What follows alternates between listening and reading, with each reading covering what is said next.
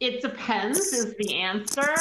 If you are designing the component, so it's a custom design, and then you're outsourcing it to the manufacturer to manufacture per your design, then you own the design of that component. So you are responsible for the design and development documentation. Now, if you are purchasing, let's call it an off the shelf, for example, primary packaging system, I'll use Becton Dickinson as an example. So a pre-staked syringe with a pre-staked needle, and they have already designed and developed this platform or the system.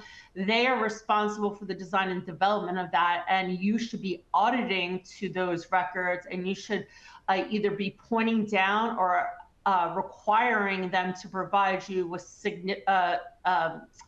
appropriate specifications and information. Great. Thanks, Lori. If we are currently... Could I add something, Fran? Absolutely. Go ahead.